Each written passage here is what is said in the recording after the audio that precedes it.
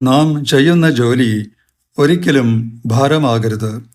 4 കാശുണ്ടാക്കാനായി എന്തെങ്കിലും ജോലി ചെയ്യുക എന്നത് ഒരിക്കലും സുഖം തരില്ല.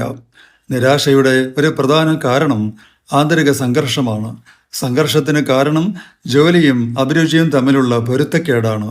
ഈ പൊരുത്തക്കേട് തുടരും തോറും സംഭവിക്കാൻ പോകുന്നത് ഭാവിയെക്കുറിച്ച് ആശങ്ക വരിക, എന്ത് കിട്ടിയാലും സന്തോഷിക്കാനാകാതെ വരിക, എന്നെക്കൊണ്ട് എന്തിനു കൊള്ളാം എന്ന തോന്നലുണ്ടാവുക, വീര്യം ചോർന്നു പോകുക, ഏകാഗ്രത നഷ്ടപ്പെടുക, ജീവിതത്തിൽ ഒരു രസവുമില്ലാതാവുക, ഇതെല്ലാമാണ്.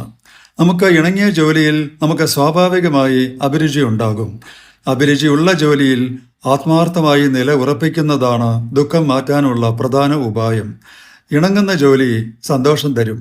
ഒരിക്കലും മറ്റുള്ളവരുമായുള്ള താരതമ്യം ചെയ്തു പോകരുത്.